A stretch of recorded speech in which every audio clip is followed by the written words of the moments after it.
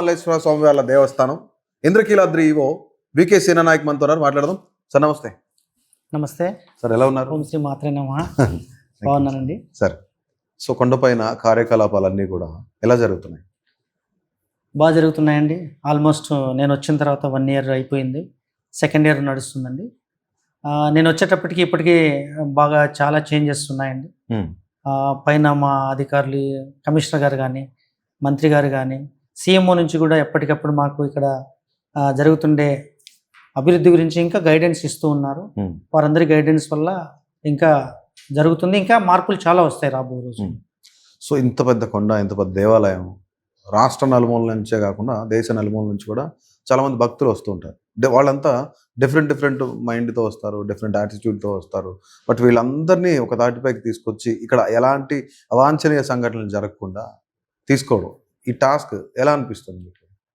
Task ఒక రకంగా చూస్తే చాలా అదృష్టంగా ఉంది, ఇంకొక కోణంలో చూస్తే ఛాలెంజ్గా ఉంటుంది. బట్ ఫస్ట్ సాక్షాత్తు స్వయంభూ అయినటువంటి మన కనకదుర్గ తల్లికి సేవ చేసుకోవడం అనేది అదృష్టంగా భావిస్తున్నాం.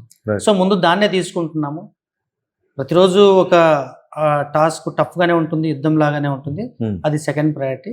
ముఖ్యంగా వచ్చే భక్తులందరికీ కూడా మన రాష్ట్ర ప్రభుత్వం, గౌరవ ముఖ్యమంత్రి గారు ఏదైతే వారు వచ్చిన తర్వాత సామాన్య భక్తులకు పెద్దపీట వేస్తూ వచ్చే భక్తులు ప్రతి ఒక్కరికి కూడా మంచి దర్శనం, ప్రశాంతమైన వాతావరణంలో దర్శనము, మంచి ఉచిత లడ్డు ప్రసాదం కావచ్చు, మనకి ఇచ్చే దేవాలయంలో ఇచ్చే ప్రసాదం కావచ్చు, అన్నప్రసాదము, మంచి వాతావరణం కల్పిస్తూ ఇక్కడ వాళ్ళకి త్రాగునీరు కానీ, వచ్చిన వాళ్ళకి కాస్త ఒక 15 నిమిషాలు 20 నిమిషాలు కూర్చొని ప్రశాంతంగా కుటుంబ సభ్యులతో వచ్చిన వాళ్ళందరికీ కూడా ప్రసాదం స్వీకరించేటట్టు ఈ విధంగా మైనూర్ లెవెల్లో కూడా అన్నీ విజిట్ చేస్తూ ఎక్కడికెక్కడ అక్కడ ఉండే సిబ్బందితో మాట్లాడుతూ వాళ్ళకి గైడ్ చేస్తూ భక్తులకి ఎక్కడ కూడా ఎలాంటి ఇబ్బందులు లేకుండా భక్తులతో మమేకమై ఒక భక్తుడిలాగానే ఫీల్ అవుతూ మాట్లాడుతూ భక్తుడిగా ఉంటే ఏం కోరుకుంటారో ఆ యొక్క స్థాయికి వెళ్ళి కూడా ఆలోచన చేస్తూ ఇక్కడ కొన్ని దిద్దుబాట్లు కార్యక్రమాలు చేస్తున్నారు. అంటే చాలామంది ప్రజలు రాష్ట్ర నలుమూలల నుంచి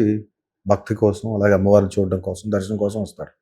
సో వాళ్ళు ఇక్కడికి వచ్చిన తర్వాత కొన్నిసార్లు కొంతమంది ఫీల్ అవుతూ ఉంటారు, ఇక్కడ సెల్ ఫోన్ల దగ్గర కానీ, చెప్పుల స్టాండ్ దగ్గర కానీ, పార్కింగ్ల దగ్గర కానీ, కొన్ని స్టాల్స్ దగ్గర కానీ ఈ విధంగా దోపిడీ జరుగుతూ ఉంది, కొన్ని ఆరోపణలు కూడా వస్తూ ఉన్నాయి. వీటిని ఎలా కట్టడి చేస్తున్నారు, ఎలా కంట్రోల్ చేస్తారు? ఇప్పుడు వాస్తవంగా మీరు చెప్పింది గతంలో ఉన్నింది, ఇప్పుడు రాను అది స్ట్రీమ్ లైన్ చేశాము. ఫర్ ఎగ్జాంపుల్ చెప్పుల స్టాండ్ అనుకోండి, గతంలో ఫ్రీగా ఉన్నింది వాస్తవంగా. అప్పుడు ఎక్కడికి చూసినా చెప్పుల దిబ్బల్లాగా కనిపించేది ఎక్కడ చూసినా. సో నామినల్గా 3 రూపీస్ అట్లా పెట్టాము. బట్ అక్కడ బోర్డు పెట్టాము, ఒక సెక్యూరిటీని ఇచ్చాము, ప్లస్ కంటిన్యూస్గా ఆడియో పెట్టాము. అక్కడ కంప్లైంట్ బాక్స్ లాగా పెట్టాము. ఇక్కడ 3 రూపీస్ మాత్రమే, ఎవరైనా ఎక్కువ అడిగితే ఖచ్చితంగా కంప్లైంట్ చేయొచ్చు, లేదా వాట్సాప్ ద్వారా చెప్పొచ్చు, రిటర్న్గా రావచ్చు. ఏదైనా బాగా ఆ యొక్క ఇష్యూ ఏదన్నా బాగా ఎక్కువగా ఉంటే నేరుగా వచ్చి కలవచ్చు. అదేవిధంగా కొబ్బరికాయలు కొట్టే దగ్గర కానీ, చెప్పులు స్టాండ్తో పాటు మన క్లోక్ రూమ్, మేజర్గా క్లోక్ రూమ్ దగ్గర అయితే ఎప్పటికప్పుడు సెక్యూరిటీని, హోమ్ గార్డ్ని, మా ప్రోటోకాల్ పీపుల్ ఎవరైతే ఉంటారో అప్ హిల్లో వాళ్ళు కంటిన్యూగా తిరుగుతూ ఉండాలి, అక్కడ ఏదైనా భక్తులు ఇబ్బంది పడుతున్నారా ఏదన్నా.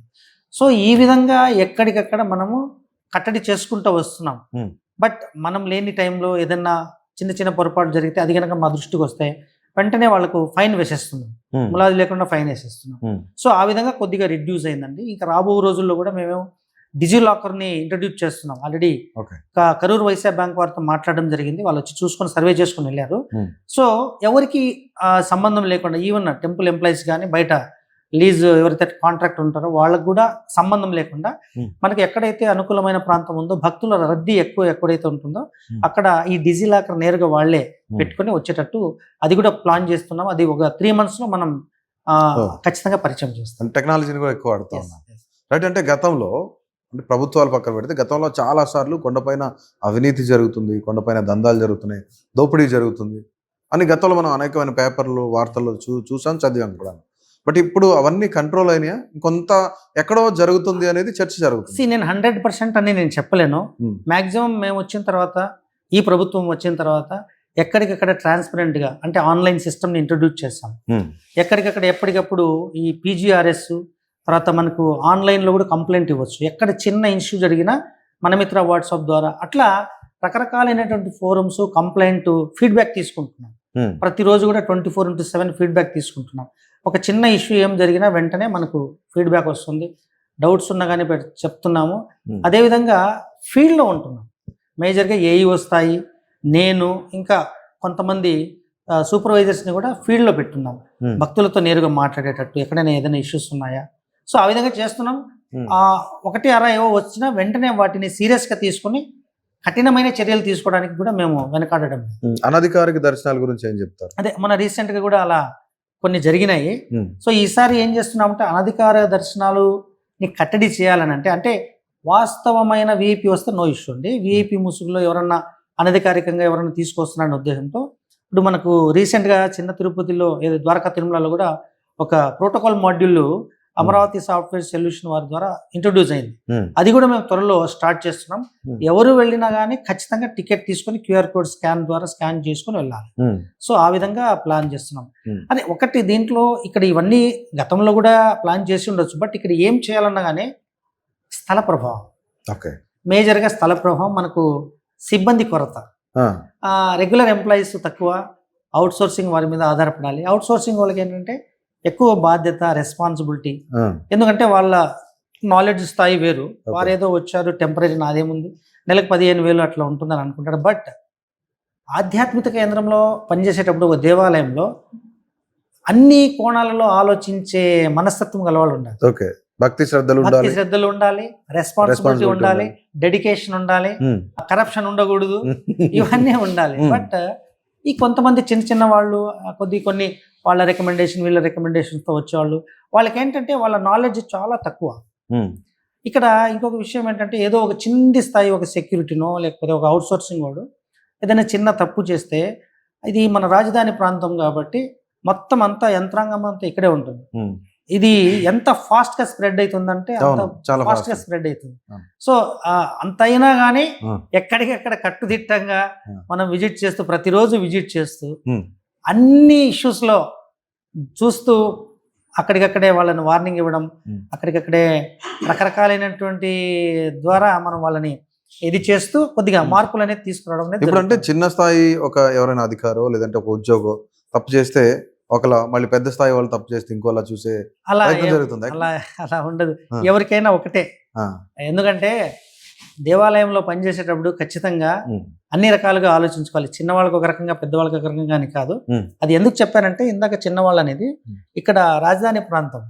చిన్నవాడు తప్పు చేస్తే సపోజ్ అపోజిషన్ ఏదైనా ఉంటే వెంటనే సీఎం దాకా తీసుకెళ్తున్నారు. అంటే కింది స్థాయిలో ఎవడో చిన్న తప్పు చేస్తే సీఎం సమాధానం, ప్రభుత్వం సమాధానం చెప్పాలన్నట్టు ఉంటుంది. కాబట్టి చాలా జాగ్రత్తగా ఉంటున్నాం. ఇలాంటివి జరగకుండా ఇటువంటి ఇష్యూస్ ప్రభుత్వానికి తలనొప్పి కాకుండా మనకు ఒక బాధ్యతగా ఇచ్చినారు కాబట్టి ఇక్కడ చూసుకోవడానికి 100% ఉదయం నుంచి సాయంత్రం దాకా భక్తులతో తిరుగుతూ ప్రసాదాలు ఎలా ఉన్నాయి, భక్తులు ఏమనుకుంటున్నారు, త్రాగునీరు ఉందా లేదా, క్యూ లైన్లు అన్ని బాగున్నాయా లేదా, టాయిలెట్స్ అన్ని మంచిగా ఉన్నాయా లేదా, భక్తులకు ఈ షెల్టర్స్ అన్ని కూడా మంచిగా అనుకూలంగా ఉన్నాయా లేదా, టికెట్స్ సక్రమంగా తీసుకుంటున్నారా లేదా, స్కాన్ చేస్తున్నా, ఇట్లా ఒకటే కాదు చాలా ఉన్నాయి. ఏదన్నా ఎక్కువ రేట్కి అమ్ముతున్నారా, ఈ పూజా సామాగ్రి కానీ ఇంకోటి కానీ. సో అన్ని రకాలుగా మనం తిరగడంతో పాటు కొంతమంది మా సీనియర్ ఏఈఓస్ కొంతమంది వాళ్ళందరినీ కూడా డ్యూటీస్ వేస్తూ మనం అలొకేట్ చేయడం అనేది జరిగింది. అంటే మీ దగ్గరికి వచ్చే ముందు కొంతమంది భక్తులను అడిగినప్పుడు ఇక్కడ స్టేయింగ్ ప్లేస్ కూడా ఉంటే బాగుండేది, చాలా ప్రశాంతమైన వాతావరణంలో ఉంటే బాగుండేది అని ఫీల్ అయ్యారు. అంటే తిరుపతి వెళ్తేనేమో 50 రూపాయలు 100 రూపాయలు కూడా రూమ్ ఇచ్చే పరిస్థితులు ఉన్నాయి. బట్ మన దగ్గర ఆ సిచ్యువేషన్స్ లేవు. అంటే దానికోసం ప్రత్యామ్నాయ మార్గాలు ఏమైనా చూస్తున్నారా? ఎస్, తప్పకుండా అండి. మనకు ఇప్పుడు ఇమ్మీడియట్గా మన చేతిలో ఉండేది మనకు కనకదుర్గా నగర్ బ్రాహ్మణ్ స్ట్రీట్ పక్కన కొత్తగా మన ఆర్జిత సేవ ఒకటి ప్రారంభించాం. ఆ ల్యాండ్ కూడా నేను వచ్చిన తర్వాత ఆల్మోస్ట్ ఒక 40 షాప్స్ అన్ని ఆక్యుపై చేసుకొని మన టెంపుల్ ల్యాండ్ దాదాపు 2,80,00,000 విలువ చేసి కొన్న ల్యాండ్ మీద ఆక్యుపై చేసుకుని ఉంటే అదంతా కూడా యుద్ధ ప్రాతిపదికన మా సిబ్బంది, మేము పోలీస్ వారి సహాయంతో దాన్ని మొత్తం పూర్తిగా ఎవిక్ట్ చేయించడం జరిగింది. ఇప్పుడు కనకదుర్గా నగర్ చాలా విశాలంగా ఉంది. వచ్చే భక్తులకు చాలా ఆహ్లాదకరంగా, కాస్త కూర్చోవడానికి, వెళ్ళడానికి, రావడానికి అనుకూలంగా కనిపిస్తుంది. కనీసం కనకదుర్గా నగర్ మొత్తం కూడా. గతంలో అలా లేదు. 1 year బ్యాక్ పూర్తిగా కప్పేసి ఎక్కడ చూసిన కొట్లు, ఆ కొట్లు ముందు మొత్తం కూడా గంపగుత జనాలు, ఆటోలు, ఈవెన్ మనకు కనకదుర్గా నగర్ నుంచి లోపలికి రావాలంటే నరకంగా అనిపించేది అప్పట్లో. సో ఇవన్నీ కూడా మనం ఎవిక్ట్ చేసిన తర్వాత అటు సైడు ఒక దాదాపు 1286 గజాలు స్థలం వచ్చింది మనకి. ఓ ఆ స్థలాన్ని ఒక కనకదుర్గ సదన్ అనే పేరుతో ఒక ప్లాన్ కూడా తయారు చేయించాము.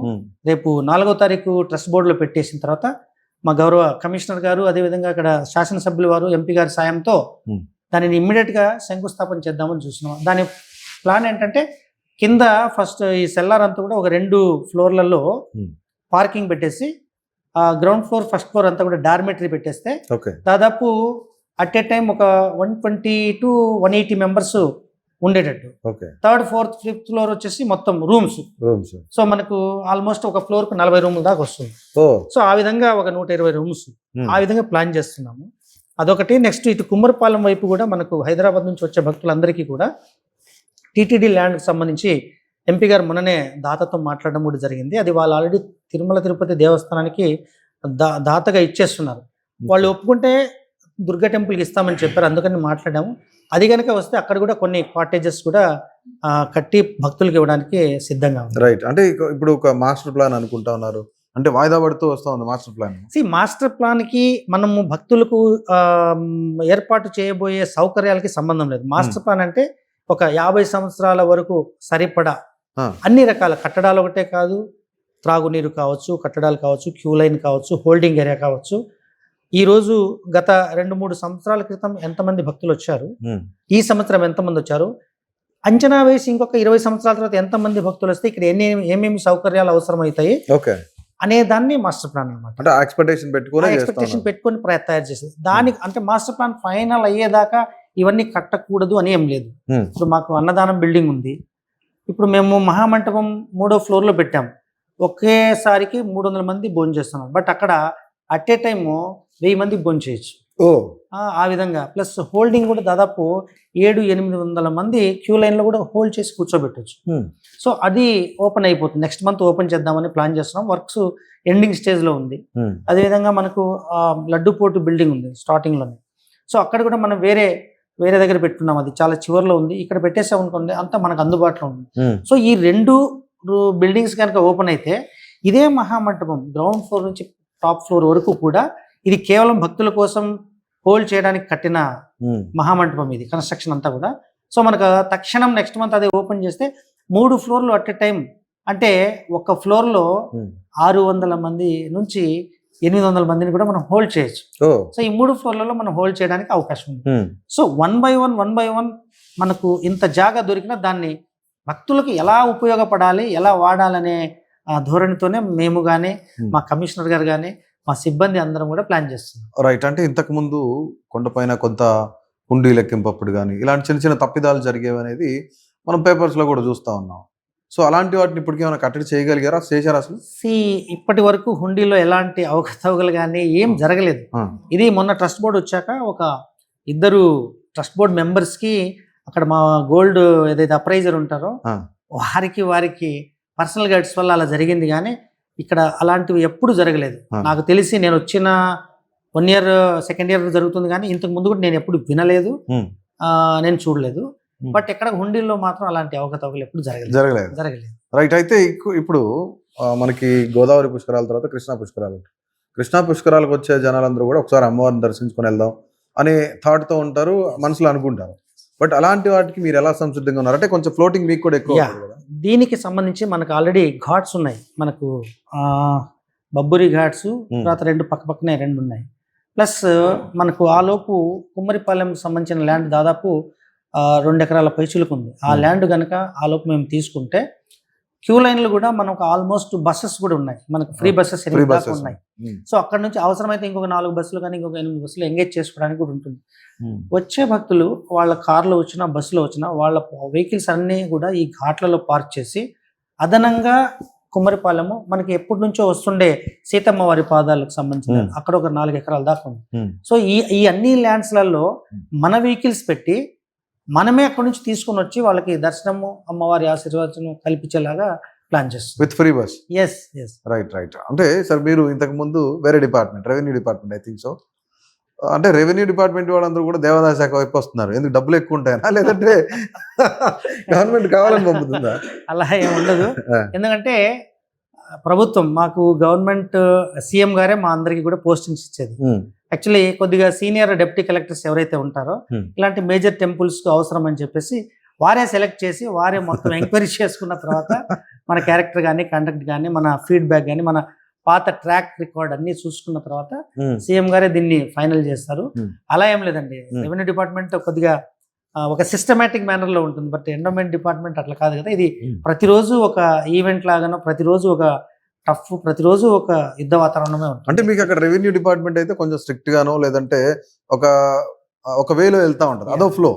బట్ ఇది డిఫరెంట్ థింగ్ కదా అసలు, దానికి దీనికి ఎలా కంపేర్ చేసి తప్పదు. ఎందుకంటే డెప్యూటీ కలెక్టర్స్ దాదాపుగా కొద్దిగా సీనియర్ డెప్యూటీ కలెక్టర్స్ ఎవరైనా కానీ not only endowment department, PD డిఆర్డిఏగా చేయొచ్చు, project director DRDA, district officer అది, పీడీ డ్వామాగా కూడా చేయొచ్చు, జడ్పీ సిఇఓగా కూడా చేయొచ్చు.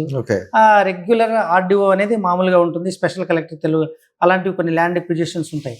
ఇదొకటే కాదు, ఎండోమెంటే కాదు, ఈవెన్ మున్సిపల్ కమిషనర్గా కూడా చేయొచ్చు.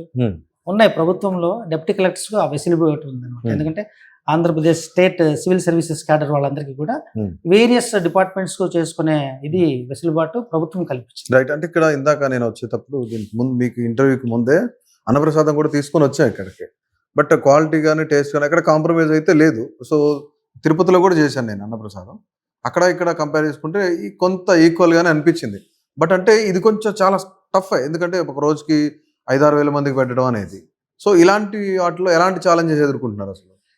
ఎప్పుడు కూడా భక్తుడు అమ్మవారి దర్శనం అయిన తర్వాత నేరుగా ఉచిత ప్రసాదం తీసుకున్నాక వేరే ప్రాంతాల నుంచి మనకు మేజర్గా విజయనగరం, శ్రీకాకుళం, అనంతపురం, చిత్తూరు ఈ దూర ప్రాంతాల నుంచి వచ్చిన వాళ్ళు ఖచ్చితంగా అమ్మవారి అన్నప్రసాదం స్వీకరించాలని ఉంటుంది. అందుకనే ప్రత్యేకంగా ఎప్పటికప్పుడు నేను వెళ్ళి అక్కడ స్వయంగా అన్నప్రసాదం తీసుకోవడము, ఎప్పటికప్పుడు వాళ్ళందరూ కూడా హ్యాండ్ గ్లౌజెస్, క్యాప్స్, అక్కడ పరిసరాలన్నీ కూడా నీట్గా ఉండేటట్టు మనం చూస్తూ ఉంటాం. కాబట్టి ఖచ్చితంగా అక్కడ కూడా అలాగే హోమ్లీ ఫుడ్ లాగా ఉండాలి. ఇంట్లో ఎలాగైతే మనం చక్కగా నీట్గా టేస్టీగా తీసుకుంటామో ఆ విధంగానే ఆధ్యాత్మికత ఉట్టిపడేలాగా ప్రసాదం లాగా ఉండాలని చెప్పేసి మంచి ప్రసాదాన్ని మనం అక్కడ మీరు కానీ అధికారులు కానీ చేస్తూ ఉంటారు రెగ్యులర్? ఖచ్చితంగా ఎప్పటికప్పుడు వెళ్ళి భక్తులతో మాట్లాడి భక్తుల మధ్యలో కూర్చొని ఖచ్చితంగా మేము అన్నప్రసాదం చాలా సార్లు స్వీకరిస్తాం, ఖచ్చితంగా చేస్తూ ఉంటాం రెగ్యులర్ గా. ఆ టైంలో కూడా భక్తులను అడుగుతాం, అంటే ఒక ఈవోగా కూడా కాకుండా నేరుగా వెళ్ళి ఒక భక్తుల్లాగానే ఎలా ఉంది అనేది అడుగుతూ ఉంటాం. ఖచ్చితంగా వాళ్ళు రెస్పాండ్ అవుతుంటారు. ఒక్కొక్కసారి వాళ్ళకి ఈవో అడుగుతున్నారు అనే విషయం కూడా తెలియదు, పక్క తోటి భక్తులేమో అనుకుని కూడా మనకు నిజాలు చెప్తారు. ఖచ్చితంగా అప్పుడు మనం సరిదిద్దుకోవడానికి అవకాశం ఉంటుంది. అంటే మనకి ఇప్పుడు నేరుగా చూసుకుంటే గవర్నమెంట్ రాష్ట్ర పండుగ అనౌన్స్ చేసింది దసరాని, బట్ దసరా టైంలో చాలా పెద్ద ఎత్తున భక్తులు వస్తారు, విదేశాల నుంచి కూడా వచ్చిన వాళ్ళు కూడా ఉంటారు, వస్తూనే ఉంటారు రెగ్యులర్గా. బట్ ఇక్కడ రాష్ట్ర ప్రభుత్వం ఏమైనా సాయం చేస్తూ ఉందా? కేవలం దేవాలయానికి వచ్చిన ఏదైతే ఫండ్స్ ఉన్నాయో వాటిని ఉపయోగిస్తూ ఉంటారా? ఇది టోటల్గా దేవాలయానికి సంబంధించిన ఫండ్స్ ఏనండి మొత్తం కూడా, ప్రతి సంవత్సరం కూడా స్టేట్ లెవెల్ ఫంక్షన్ ఇది, బట్ ఫెస్టివలే, బట్ దేవాలయంకి సంబంధించిన బడ్జెట్ తోనే అడిగారా అసలు? గవర్నమెంట్ అడిగారా మీరు ఏమైనా ఫండ్? గవర్నమెంట్ డిక్లేర్ చేస్తుంది స్టేట్ ఫెస్టివల్ అని. అలా కాదు, ఇప్పుడు ఫెస్టివల్ అని అనౌన్స్ చేశారు అనేసి మాకు రిక్వైర్మెంట్ ఉంటుంది, మీరు అనౌన్స్ చేశారు, ఎక్కువ మంది ఫ్లోటింగ్ వస్తా ఉంటాం. ప్రతి సంవత్సరం కూడా మా హెచ్ఓడి కమిషనర్ గారు కాబట్టి కమిషనర్ గారికి రాస్తాం. సరే, అంటే ఇక్కడ ఒక రోజుకి దర్శనం ఎంతమంది వస్తూ ఉంటారు అసలు? మనకి ఈరోజు సాటర్డే కదా, సాటర్డే ఒకవేళ ఏదన్నా పర్వదినం అయితే కనుక ఖచ్చితంగా 40-50 వేల మంది వస్తారు. శుక్రవారం అయితే ఖచ్చితంగా 75,000 మంది. ఆదివారము ఏదన్నా మంచి అకేషన్, ఆ రోజు ఏదో ఒక స్పెషల్ ఉందంటే ఖచ్చితంగా 60-70 వేలు. యావరేజ్ గా పర్ డే 35,000 to 45,000 యావరేజ్ గా ప్రతిరోజు వేసుకుంటే. మేజర్ గా శుక్రవారం, శనివారం, ఆదివారం ఫ్లోటింగ్ ఎక్కువ ఉంటుంది, సోమ, మంగళ, బుధ, గురువారం నార్మల్ గా ఉంటుంది. బట్ అంటే మిగతా రోజులతో కంపేర్ చేసుకుంటే ఈ 3 రోజులు ఎక్కువ ఉంటుంది. కానీ గతంలో దాదాపు 35,000-40,000 యావరేజ్ వేసుకుంటే ఇంతమంది వచ్చేటోళ్ళు కాదు. బట్ ఈ మధ్య కాలంలో ఎక్కువ వస్తూ ఉన్నారు, భక్తులందరూ వస్తూ ఉన్నారు. ఏంటి, ఏమన్నా స్పెసిఫిక్గా ఏమైనా డ్రైవ్స్ చేశారా? ఏమన్నా కొత్త కొత్త ప్రాజెక్ట్స్ ఏమైనా స్టార్ట్ చేశారా? ఎందుకని? ప్రాజెక్ట్స్ అంటూ ఏం లేవు, కానీ ఒకటి ఇప్పుడు మామూలుగా ఇక్కడ వచ్చిన వాళ్ళు ఒక ఊరు నుంచి వస్తే 10-20 మంది వస్తారు.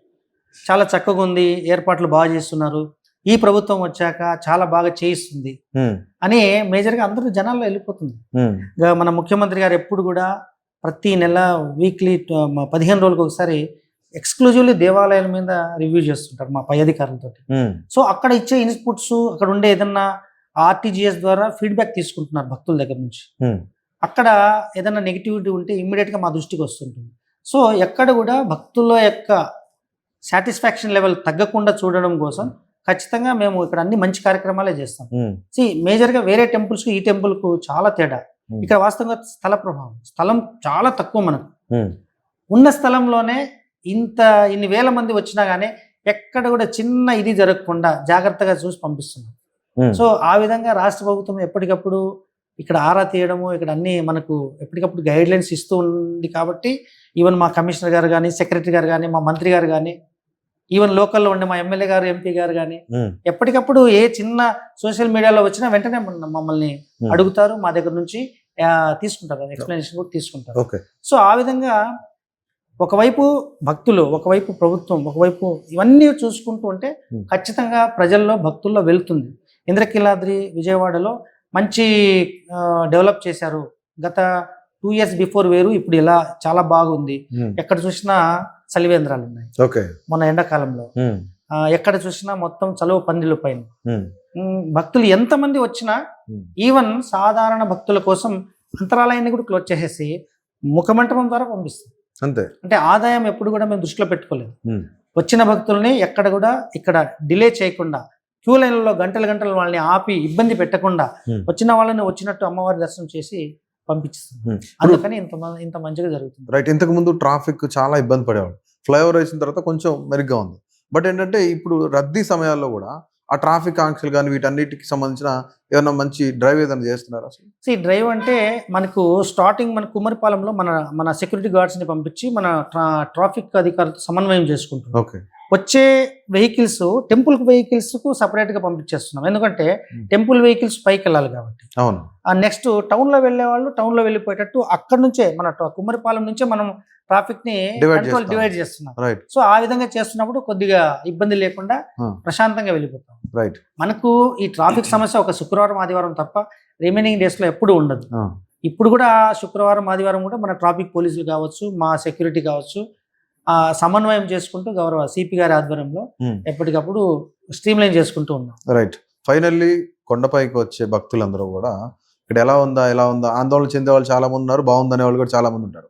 అలాంటి వాళ్ళకి కొంచెం అధైర్యపడకుండా ఏదైనా ఒక మెసేజ్ చెప్తారా మా ద్వారా? తప్పకుండా. మన రాష్ట్ర ప్రభుత్వం, గౌరవ ముఖ్యమంత్రి గారు ముఖ్యంగా దేవాలయాల మీద చాలా ఫోకస్ చేస్తున్నారు.